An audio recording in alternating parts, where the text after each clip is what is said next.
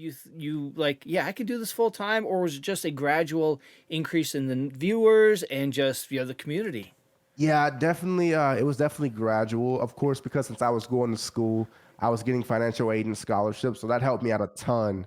So if you're in school and you want to stream, the best time to stream is definitely while you're in school because nowadays life is so expensive. It's not very feasible to be able to work a full time job and then come home and have a family and then stream. Because in my opinion, at least starting out, streaming is probably a 6 to 7 day a week thing. It's a full time job and then some. Hey, she's a beauty.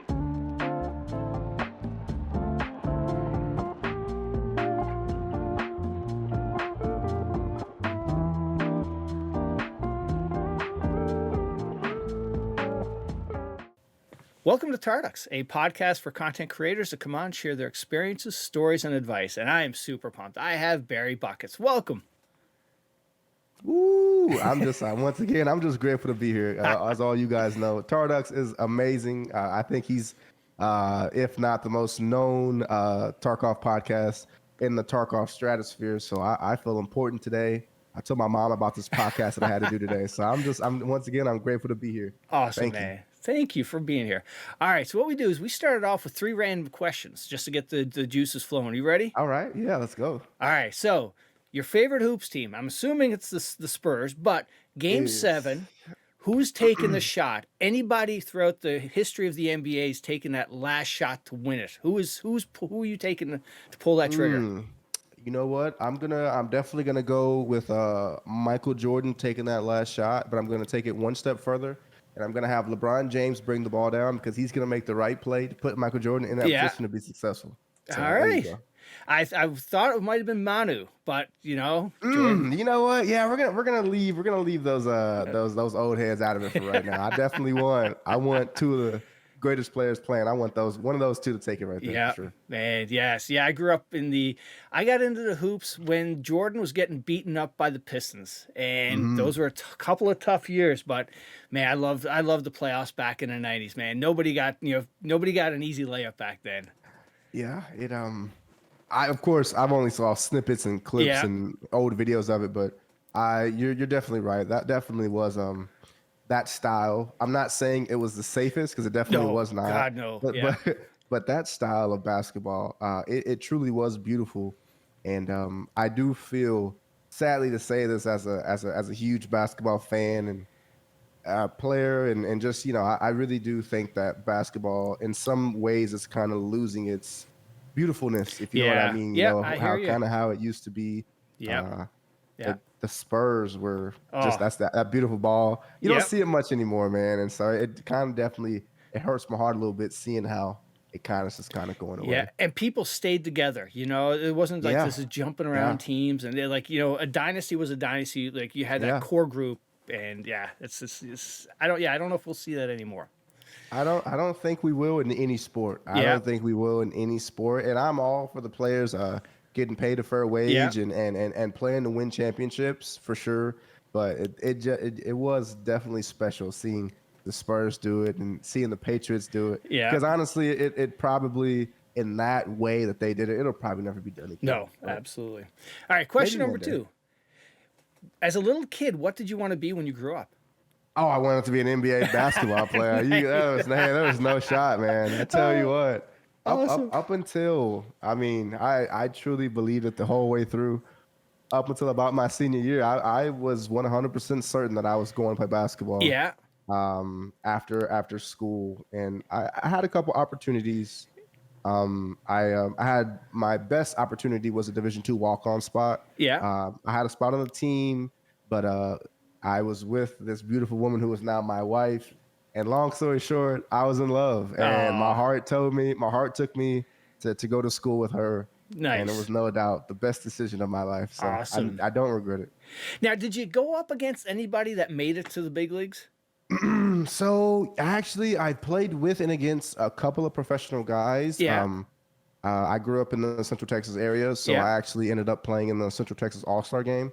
So I ended up playing with Jared Allen, who plays on the Cleveland Cavaliers.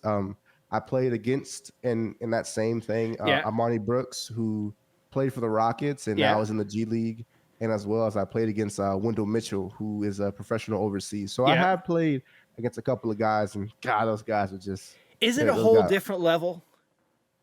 You know what? It truly was. Not only were those guys, 6'3", 6'4", 6'8", 6'10", but their athleticism was something. I'm not very athletic. I was definitely more of a IQ guy. Yeah. I definitely lacked some size and athleticism.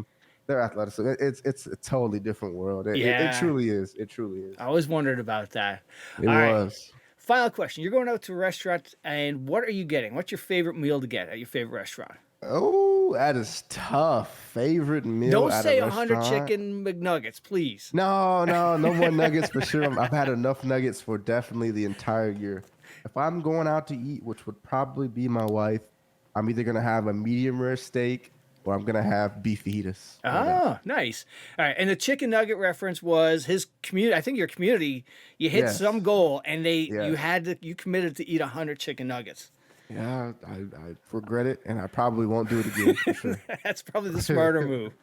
What were your thoughts on the Super Bowl? I loved it. I think both quarterbacks, Mahomes, who's in my opinion already a top 5 quarterback of all time, he's amazing. Yeah. And Jalen Hurts absolutely balled out. I think it was 4 touchdowns with 400 total yards. I mean, that's what you want as a football guy. And both of those guys play spectacular.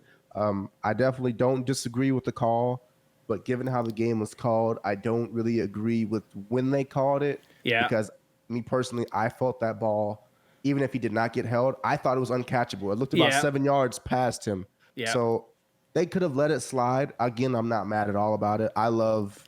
I'm a football fan. Yeah. So I just want to see a good game, and it was a great game for 58 minutes. Yeah. So that's okay. Yeah, I was like, when Mahomes went down before the half with that ankle, I was like, oh, he looked like he was in some bad pain. God, that guy's spectacular. Oh, man. He's spectacular. Yeah, absolutely.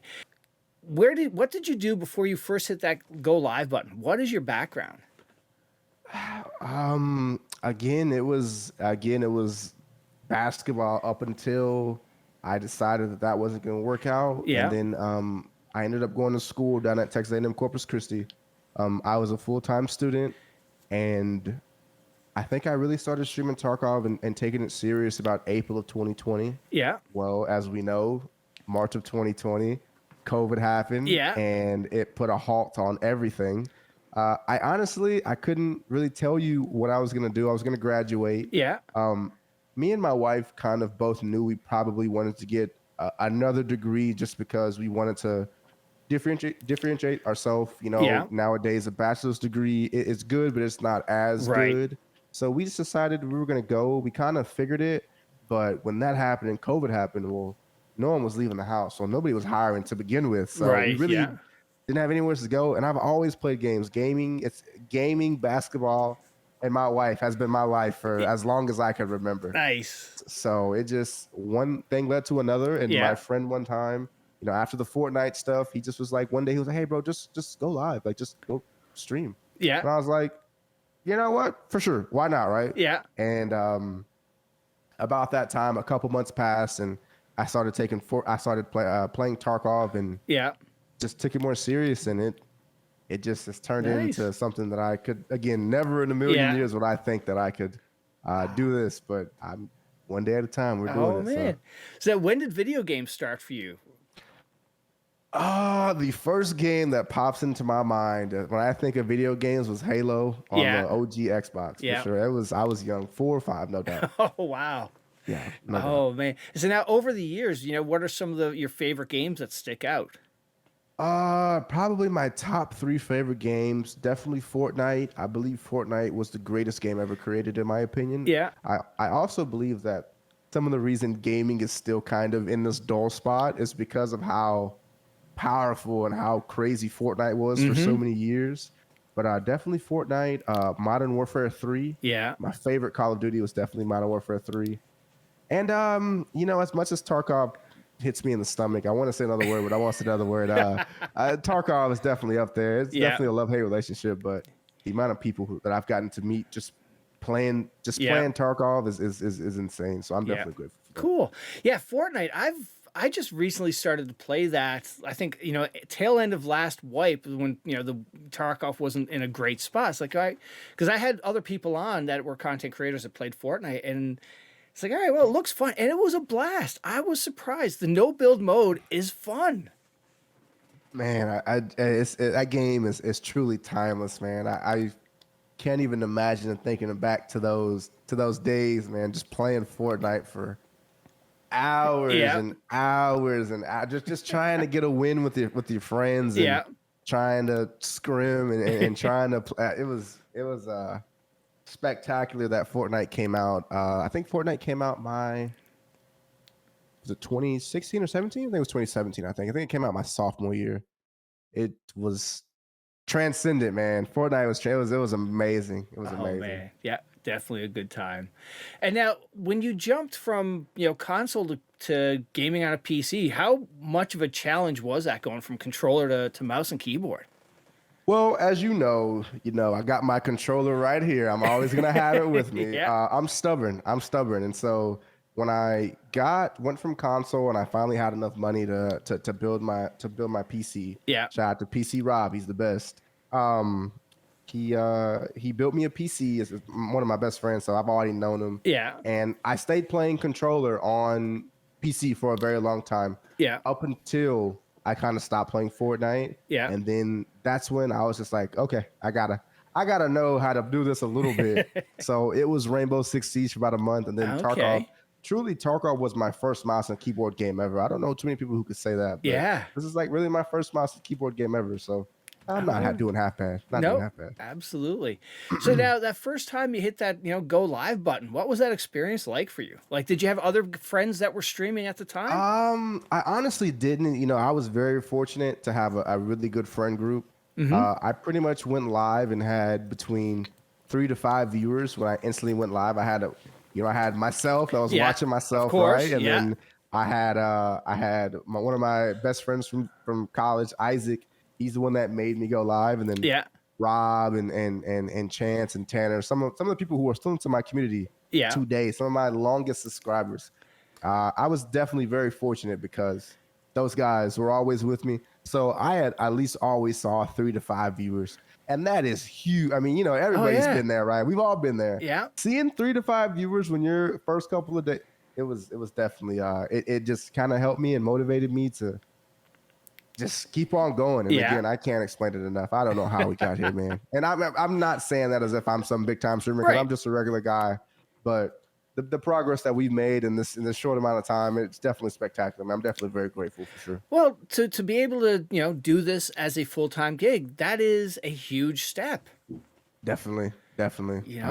Paying the bills from playing games, and again, there's more than just playing video games when you step into that content creator role. Of course. It's so crazy you say that. Every time somebody asks me, definitely the older people are like, people around me, hey, what do you do? I just play games. I keep it as short and I play games. I play video games. That's it. And so that's exactly what I say every single time. And what does mom think? I must say, mom and wife, they were always supportive. They've always known I played games. I never really went to parties. I never really drunk. I never really went out. I'm a homebody for sure.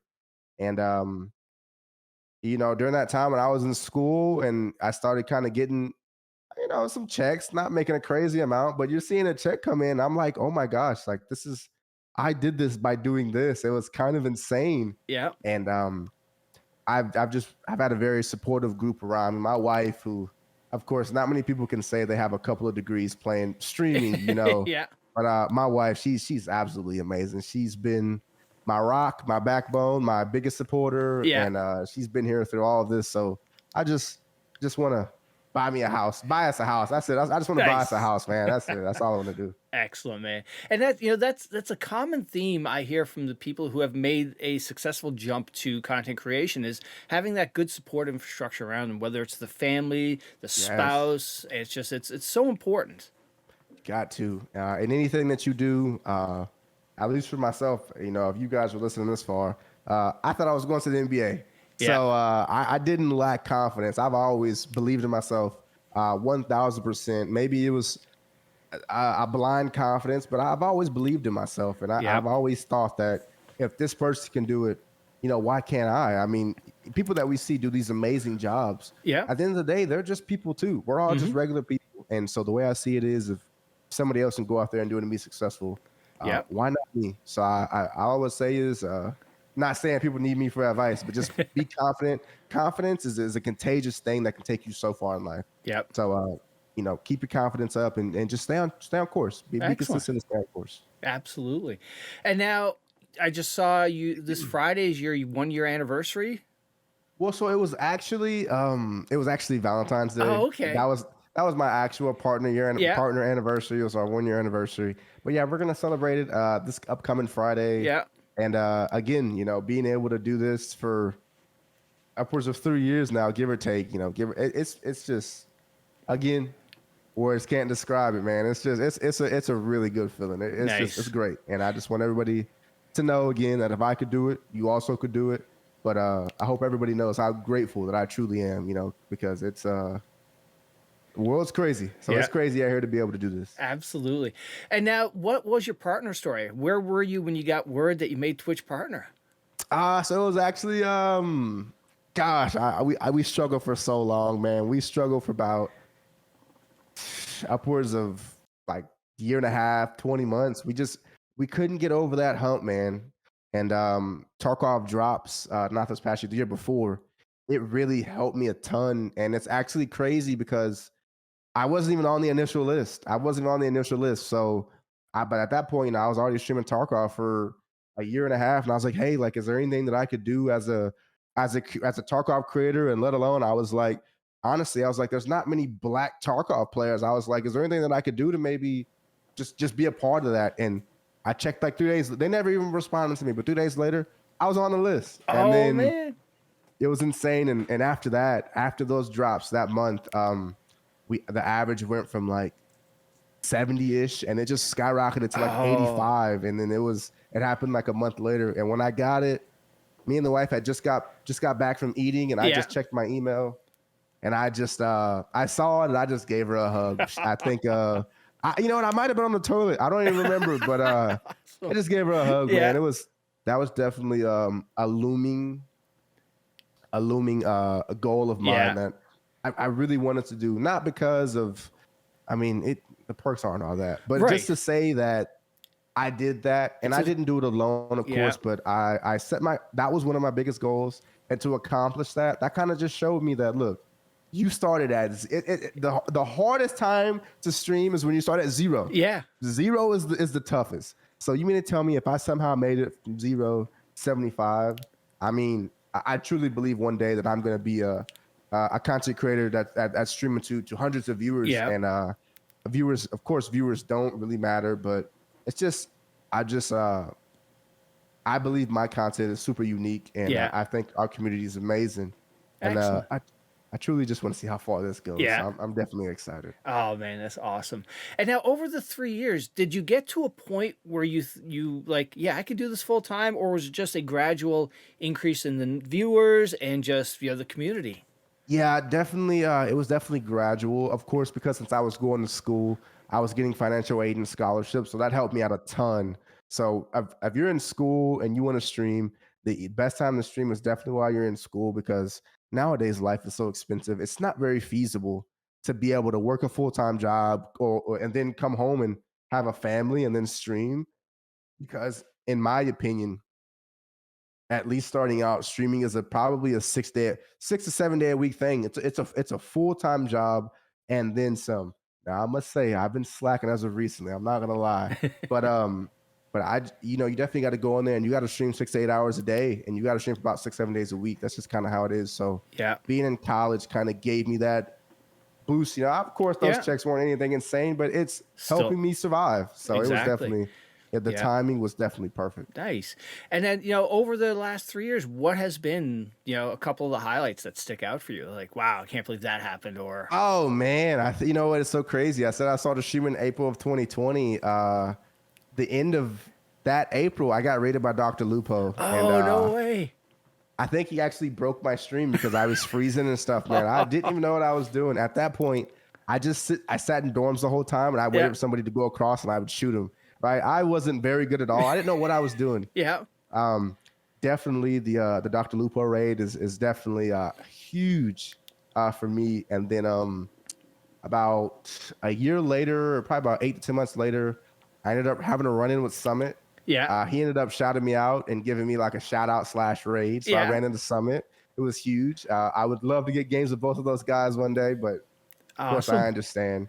And I'm trying to, those are definitely two very, very big moments for me. Yeah. And as well as the Tarkov drops. Yeah. Because without the Tarkov drops, I wouldn't have been able to get that push over the edge that I needed. So yeah, definitely those two for sure. And now, when you get that big raid, when that big raid happens, there's nothing to prepare you for that. You go from X to triple X, Oh no, yeah, I was maybe 21 viewers at the, maybe 20 viewers, maybe to having 4,500, and I wish I had the clip still, but I was so scared of DMCA like a year or two ago that I deleted the clip, but. Oh man, that was life-changing, man. The fact that he found little old me of 3 weeks in the Tarkov and he raided me, he absolutely just, those guys expedited, and to this day I know people that have still come in because of those guys raided me. And again, that's why I tell anybody trying to stream, anybody trying to be more successful, if you're playing the game, stream. Because one person, one raid, one interaction can change your life. I'm a firm believer that one person can change the trajectory of your own life. So again, just be ready for the moment. And I wasn't ready for the moment then, but just be ready. Just be ready, because that's all it takes, man. And I don't know how many streamers will agree to it. Maybe they're better than me. Yeah. Streaming is so much luck. You have to get lucky. Yeah. You have to get lucky. And it's all about impressions and just being genuine and being yourself. And, maybe I'm a little rough around the edges and I talk a lot of shit to my community, but I mean, we just, you definitely just got to find your own little niche, man, and just do it, because you never know what can happen. For sure. Yeah, it's amazing. Like, the Lupos, the Summits, they just, end of their night, let me just go pick somebody. And that impact it has, you wonder if they understand what that, how much, good that brings when they do that. Man, those are two really, really great people. And I'm sure they probably don't give themselves the credit for it. But I've always told myself, when I have the ability to definitely change somebody's life, I definitely will 100% go out there and try to help somebody and make their day better. But I'm just not, but even with, 20 or 30 viewers can absolutely change somebody's day, even, kind of where we're at now, in between, anywhere is between, 70 to 100. That's, people, I'm always grateful for any amount of raid. And so I hope other people are too. Absolutely. Oh, I'm sure that anybody you raid that has 5 to 10 people, you drop 80 people, and it's like bringing somebody's party to their house now. And it's a good thing. Absolutely. And now, over the years, what's been some of the toughest things about, hitting that go live button every day? Oh man, not seeing the numbers move like you want them to, man. Those numbers, seeing that viewer count maybe slip compared to the month before, And let's be honest, we're all adults here. Maybe looking at that check and realizing that's not as much money as I probably would budget to make to be able to take care of the bills. Those are probably the 3 biggest things, man. But that analytics page has burned holes in just in the back of my head, just thinking about that. Yeah. And honestly, just at some point, just realizing, just thinking to yourself, what am I not doing right to see, I don't mean this in a nasty way, but you see people around you be successful every day, right? And you're sitting here like, and it sounds selfish, but why not me? What am I doing wrong? You know, and we've all did that in all phases of life and all jobs, and careers. And it's just, you definitely, it gets tough, but just one day at a time. One day at a time. That's my best advice. One day at a time. Absolutely. Yeah. So now, Tarkov, how did you find the game? Oh man, one of my personal friends and one of the biggest supporters of the stream was like, "Hey, get this game called Tarkov. And I'm like, what the fuck is Tarkov? And I just was like, okay. And so we got it. I didn't play it for like 3 months. Yeah. I didn't play it. I was just like, okay, I got it. And then when we started playing, I'll never forget this. Our first raid, somebody said, hey, bro, I played that game. Come with me. So we all play. We're in a 5 stack. All right. There's only one guy that knows what he's doing. So we spawn into reserve with no guns. He says, come on, you don't need any guns. I know the map. We die in like 2 seconds and we all get lost. But and it just, again, I just continued to just play it every day. And just one thing led to another. And so that's kind of how it went. And now what is the hook that game has on you that gets you just, every day wanting to come back? Oh, I truly believe, and I love Tarkov and I love the PvP aspect of it. And I definitely love labs because of the setting of the map. Yeah. But to me, Tarkov is a great game, no doubt. But to me personally, Tarkov is a medium that connects me with people who like the game and want to interact and want to chat. I would definitely love to be a just chatting streamer one day, right? That's not very feasible. Yeah. But just being able to see people come in and interact with me through Tarkov and just allow me to be a part of their day. Yeah. Tarkov is definitely great at that, interacting with people, meeting new people instantaneously. Yeah. So that's why Tarkov has me by the throat right now, because it's a great way to meet new people. Yeah. And I'm definitely an introvert, in person. I mind my business. I put my hood on. Most of us are. Headphones in, right? And it's insane. But when I get here in front of this camera, kind of the same way when I was with basketball. When I get in the gym, when I get in this element and people come and interact, it brings the best out of me. Yeah. So that's why I feel like I definitely feel like I'm in the right space. Yeah. Because meeting people on a day-to-day basis and impacting their lives and them impacting mine. It's definitely a feeling that I really, really appreciate. Yeah. Yeah. It's funny how that, like you're saying, you're introvert outside. Here you're like, talking. I'm the same way. Like my wife says to me, we go to order pizza, order food. She goes, I don't understand you, Barry. You don't want to talk to the person on the phone to order the food, but here you are having an interview with strangers. I don't know what it is. It's insane, man. And it's so crazy how maybe one conversation can lead to another, and whether it may be sports or whether it may be gaming or however it is, I'm the same exact way. And if you give me an out where I kind of can see you where you're heading and we can kind of get to talking, we can have a great conversation for hours. Yeah. But I have to be comfortable enough to kind of let you in. You kind of got to let me know. So it's crazy. It's definitely crazy. I 100% agree. Yeah. So now with Tarkov, what was the hardest thing for you to learn about that game? Man, I would have to go back to those. I can't even really remember. You know what? The hardest thing about Tarkov is definitely understanding how to endure the bad days. Yes. Because the bad days are always worse. I guess the worst of the bad is always better than the really, really good, Yeah. So I definitely had to learn how to not let it affect my day. Yes. How to not let it affect how I'm talking to people in the stream. Yes. You definitely have to know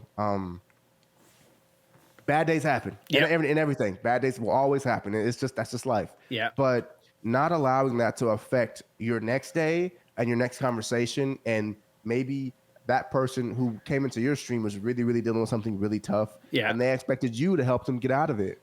And so again, that's why I always want to view our community and our place as a safe space to talk about anything. Yeah. And I'm just here. They just pay me to stream. I don't really do any. That's not my stream. Yeah. That's all their stream. They just hold me hostage for about 8 hours a day, and that's just kind of how it goes. Yeah. Nice. Now, what was, in your opinion, when you approach a wipe, how do you approach a new wipe in Tarkov? You know what? It's so funny you said this is what always happens. This is me in the back of my mind. I'm gonna grind the swipe. I'm gonna go crazy. Gonna try to be first kappa. Wipe comes. We'll see what happens. I've definitely got to the point now where I try to not burn myself out as the wipes come. And I'm gonna be honest, it gets tougher and tougher every wipe. Yes. But with some of the recent changes with Tarkov, it's definitely allowed me to pace myself, just kind of do what I enjoy and get my quests kind of quest and just just vibe, man. Yeah. Just vibe and just steady Nice. pace.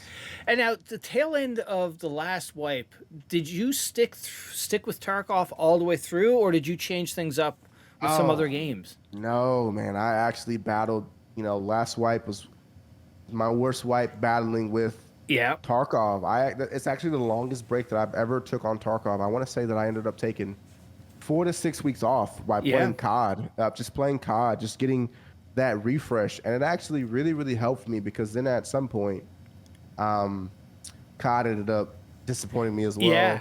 And it kind of led me back to Tarkov, and it was kind of, I definitely suffered viewership wise. Yeah. But it gave my mental a fresh kind of start, and it's allowed me, so far so good, crossing my fingers. It's been 2 months, but so far so good. So far so good. Yeah, I was the same way. Like before that last wipe, it dropped off. We didn't get a lot of content, and for me, it fizzled out. And that was the first time in like 3 years that I went weeks without playing it. It was weird. Yeah, but man, it was rough for But sure. it was nice, I guess the sunshine, the sunny part of that is you saw content creators who just main that game get out of their comfort zone and try other games. So they have that confidence now. It's like, all right, you're gonna take a hit, but you can do it. Yeah, that's what it's all about. I wish that all of my content creator friends could, play what they want to play every day and play a new game and be able to pay those bills. But let's be honest, it's not always like that. So, but it's definitely something that it's going to be inevitable at some point. But slowly differentiating and slowly building the confidence and the ability to do it, it takes a long time because honestly, to this day, I don't know if I could just drop everything right now on Tarkov and just go play something else because it's just me and Tarkov have this toxic relationship. So, Yeah, absolutely. And now, and the other unique thing with Tarkov too is, from like the CODs or the Fortnite, you've got to do stash preparation before you start your day of streaming to have you, because nobody wants to see you fiddling around in stash for an hour. Yeah, that is so true. And I'm definitely going to be honest. There was when, during those days and during those weeks where I really didn't want to play it that much, I didn't mind being in stash, starting to stream. I really didn't because it was like, well, look, hey, I'm here. Like, you got me here. This is the best I could do. But it was even tough to play 6 hours of that game, man. It was brutal. It was brutal. Yeah, absolutely. I've all creators, we felt it. It was tough. Me personally, that was the worst patch that Tarkov's ever been in my opinion. Yeah. Holy moly, man! Just thinking about that got to my head. Thinking it was bad. It was bad. It was real bad. It fizzled out so quickly. It was just like, yes, you had the offline co-op mode to let people get some life out of it, but man, yeah, it was a tough, dark days. That got off so fast too. I think co-ops died within a month or two of the game because, it was what a rough stretch it was. Yeah. So now, do you like to play solo or with a crew? So as when I first started, I loved playing with all of my friends, all 18 of them, right? Yeah. It was okay. But as of recently, I always feel like if I'm playing with another person, then I can't always be 100% focused on the chat. Yeah. And so I always feel like I'm never really playing alone because as long as chat is keeping me updated, talking to me, right, I'm never really alone. But I can usually duo with somebody as long as they kind of play the same way that I do. It's pretty easy. But usually solo duo. I've maybe trioed maybe a handful of times this way. Maybe. It's just. Well, it's a tough game to run 4 or 5 man. It's. Oh yeah. No chance on those. Yeah, no absolutely. Way. Yeah. And the other thing, I Pesley was on once, and he talked about how Tarkov is the perfect game to stream because you have all these moments where you can just interact with chat. Yes. Like 4 or 5 different stages throughout the course of a raid. Prep, going in, actual raid, coming out, and there's a lot of opportunity. You're actually really, really right. There's so many times just healing, maybe looting, serve kitting, moving stuff in your backpack, listening to chat kind of tell you what to do. You're definitely right because there's so much downtime in Tarkov. It's actually kind of crazy, but it works so well with chat, especially if you want to interact with your chat. Yeah. And me personally, I'd like to call myself a very interactive streamer. I want to hear what they're saying every time. I want to hear them call me very bad words. Yeah. And I'm going to call them very bad words back, and we're going to have a great time. So that's kind of what it is. Yeah. So what are your thoughts on the new patch? that we got? Oh, it was great. It was great. Definitely a step in the right direction. Step in the right direction. I hope we continue to get patches like this. And I hope that this shows the people in the community that if you can constructively criticize somebody, there is ways that things can be changed for the better. Yeah. And I'm always a believer that things can always improve. There's definitely a way you go about criticizing, and there's definitely a fine line. But yeah, I mean, anything can improve, even Tarkov. Yeah. And seeing the community come together, again, shout out to those huge guys, Trey and Clean, and I think it might have been Toothy and some other people, Veritas as well, I think. Yeah. Right? Those guys were great, and those guys saved so many of us. So I'm definitely grateful for those guys. Definitely a way you go about it. Yeah. But this shows it's okay to say Tarkov messed up. It's okay. Like, we all mess up. It's okay to say BSG isn't doing the best that they can do. That's totally fine. And so seeing those children argue on Twitter is so hilarious. Man. And it's honestly bad for me because I'm such a what's that word? I like to antagonize people, and I'm such an instigator. So I'll sit there and argue with somebody just for the fuck of it. Yeah. And I know it's not good, it's not healthy, but that's just kind of how I am, and I'm always trying to just have a good time and laugh and just clown people. So definitely, I got to be careful. So now, are you excited for Arena to come whenever that comes? Oh, I definitely am. I really hope that they have the ranked gameplay in it. Gonna be honest, I definitely could see a version of me maybe getting what I need to get, max traders, maybe Kappa, and I could probably full-time Arena. And because I love PvP and I love kind of killing people and having a good time. So if that's anything like Labs with less cheaters and less maybe people who don't play like me, would be absolutely amazing. It would be great for the game. Yeah. So. Yeah, I actually just really put this together. It gives content creators another Tarkov experience so that they can double their content and not burned out on it. Yeah, that'd be great. It's huge. Yeah. That's huge. And now, speaking of Labs, so I've seen you over the last few weeks. You've been like grinding woods for 6 hours. You've been grinding Labs, and you're still a sane person. How did you do it? So I tell you this. So I only did woods whenever I had to do the quest for capture an outpost. Yeah. But I've been playing a lot of Streets of Tarkov lately. Yeah. And because of their recent fixes with that, I've been making a ton of money doing that. But Labs always has my heart. Labs has my heart. And I've only been playing in A servers as of recently.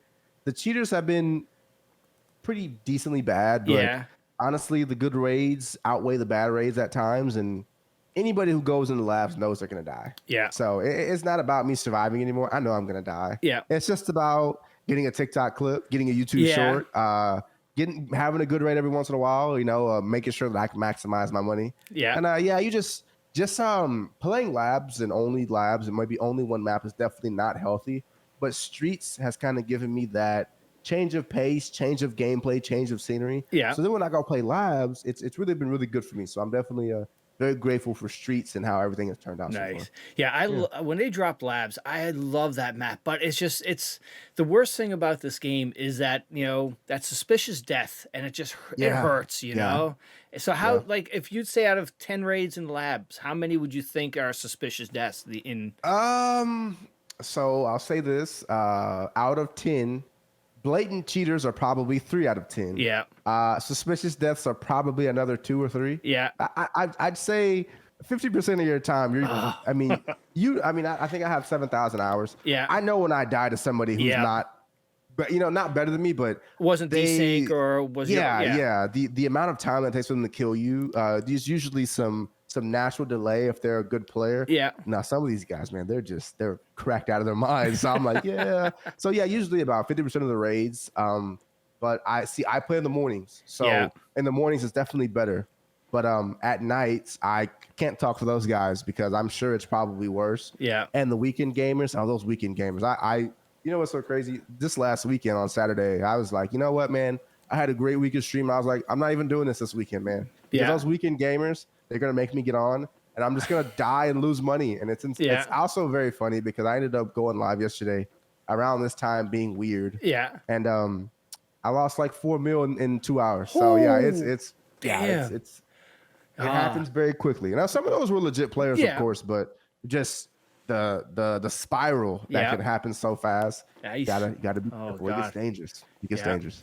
And now, speaking of like streaming off of your normal hours, so like, you know, streaming at night or on the weekends, do you see chat? Is chat different versus your normal chat morning crew versus the weekend crew, night crew? Well, yeah, I would say up until about June, I streamed DJing. So I streamed about 6 to 2 in the morning. Yeah. So I was a Oh, nighttime wow. gamer. So I was a nighttime gamer for the longest of times. Yeah. And then when my wife got a new job and I felt like we weren't spending as much time together, I went ahead and took the hit and I switched to mornings. And you definitely see a different, you know, you see the same people. Yeah. But you see a different type of chat. Yeah. But it's always kind of good whenever I click the go live button, maybe at a different time, and seeing those people who were kind of like, oh, I miss you around this time, or I miss seeing you. And I'm just like, yeah, man, but I'm sorry. I got trying to balance, you know, maintaining a decently healthy lifestyle and having a wife and family. And I just think that right now, the morning-ish time is definitely the best time for me, for sure. Nice. All right. And now, how would you describe, you know, the Barry Bucketz community? Somebody's coming into your stream for the first time. What are they going? What are they expecting? They're expecting some fucking assholes, man. There are some beautiful, wonderful, generous people who absolutely love coming in and supporting us, but those guys are tough as rocks. Those guys are tough as fucking nails. Those guys, you know, as you know me, I'm always, you know, upbeat, joyful. I want to talk. I want to talk a lot, interact. But growing up, I've always talked a lot of shit. That me and my friends base, we always bantered and talked. You know, that's just kind of how I've always talked and shown love. Yeah. So once those people get in, you know, I kind of warn them like, hey, be careful because this group here. It's a tough group of people, man. They'll get you, you know? I mean, I got called, I don't know how many times I got called just compound cuss words, man. I'm like, I didn't know it even existed, you know? But no, definitely a very giving, generous group of people who enjoy having a good time and just they show tough love. A lot of tough love in the chat. But I know it comes from a genuine place, and I really do appreciate it. I really do, because that's how I've always known. It's always been tough love growing up. So it kind of feels right at home for me. Oh, good. All right. So, hey, so now you get to pick 4 people, all-stars, who are running with you. Not all-stars, but anybody from the Tarkov community, past and present. Who are 4 people you would pick to do a 5-man with you? Okay, so this is tough, you know, but I kind of thought about this in the showers. I was thinking he might ask me this. And so, no doubt, first and foremost, one of the people that I've definitely been inspired by, WillerZ. That guy's amazing. I've always loved him. He truly has been an inspiration to everybody, and I've kind of developed my my mentality from him to not let one bad raid kind of dictate how you go about it. Yeah. So definitely Glorious. Oh God, this is so tough. Oh man, this is gonna be a good one. He doesn't stream anymore because he is in school and he's about to got a job, but I would love to see Chachi come back. I don't know how many people know Chachi, but we'll definitely love Chachi. I gotta have Smooth because that's one of my guys who's been with me for as long as I can remember. Yeah. And he's been just amazing. And you know, honestly, I could probably pick any big streamer to probably fill out this team. Yeah. But whether it was Landmark or whether it was Pestily, just one of those guys that's truly like a Tarkov OG. Yeah. Some of those guys that they've been here for so long and they're masters. You know, they're insane. So yeah, they're definitely those guys. Cool. I definitely love having the people who support me every day around me though, and can't forget about those guys, man, because those are some great people around me. So I gotta include them. Cool. So now, when it comes to the other content, the TikToks, the YouTube Shorts, where do you focus that stuff on? Do you do you spread it across all of those? Yeah. So I'm not very good at I'm not tech savvy at all. I'm so stupid when it comes to stuff like that on the PC. So it's as simple as if I get a clip, if I get anything worthwhile, worth content, it's going to 3 different platforms. It's going to YouTube, TikTok, and that time I'll post them on Twitch depending on how good it is, But you'll see the same one across 3 different platforms. I usually post the same YouTube short and the same TikTok every day. I post my shorts around at midnight in the morning at noon, and I try to post my TikToks during the hot time of the TikTok days. And then usually those 3. I don't really use any more platforms right now. I'm not really a big Instagram guy, but YouTube Shorts and TikTok as well as Twitter, definitely my main platforms. For sure. Now, have you seen growth from doing that aspect? Oh yeah, of course. If there's any advice, if I could give to anybody out there who needs my advice, I know most of you probably don't, but most of us only stream, probably at most, 8-ish hours a day. People only see you live for a third of the day. They don't see your content for another 66% of the day. So my advice to anybody is, you're not gonna grow just streaming on Twitch. It's not gonna happen. It's just that's not how this stuff works anymore. But streaming on multiple platforms, like getting it out to multiple platforms, when you're not live. So that's why I try to do it right in the morning at midnight, when of course the degenerates, they're up about that time. So we get to degenerates, and then we usually go live around 10 in the morning. And then we'll also post that TikTok around anywhere between 10 to 2. And we'll kind of let that content roll out, and we do it all again. I try to do that at least 6 days a week. Sometimes I might, miss a day, but I've been very consistent as of recently. And I've actually seen a lot of growth on my TikTok. I mean, I don't know how you gauge a lot of growth, but it's been like over 250 followers like in the month of January alone. So I'm definitely very happy for that. I have to be consistent on other platforms because I know how tough it is. It is tough. Twitch is so saturated. And discoverability on Twitch is not the best. And if you want to put yourself out there and you want to be successful, you got to go out there and you got to hit your different outlets because again, my whole thing, one person can change your life. One person takes one person to come out there and just support you. So definitely. Because like I've heard so many content creators say, when you're not live, YouTube, Twitch, or now YouTube and TikTok, that's out there 24 hours a day. You could get anything from there, and they come over and like you said, it just takes one. It just takes one, and you're totally right. And you just never know the people who are going in and watching your content. They could come check you out, and they could come be a loyal viewer for the rest of your streaming career.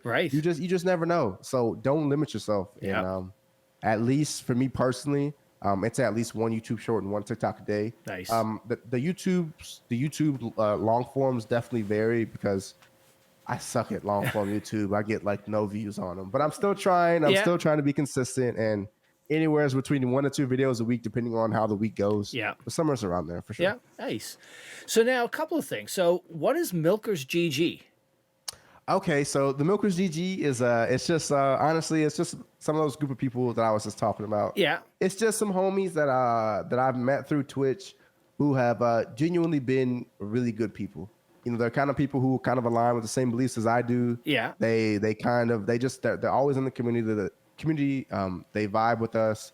It's just a group of people who have been a part of my life and my time as a streamer. And it's just nowadays everybody's so selective with how they want to go about things. And I just want to make sure that I can include people who I genuinely felt like they were just really good friends to me. And hey, we'll see what happens, and maybe this could help you guys in the long run. So that's what it is. Excellent. And then now you have your own podcast, The Bucketlist. Oh yeah, man! I'm not doing as good as you right now, man. I just but hey, this is all I have. This is it. I'm not streaming. So no, it's you've got a full plate. Yeah, you know what? I definitely use that. I've used that platform a couple of times to really just talk about life. You probably really get a different version of me. You don't really get the sports version of me.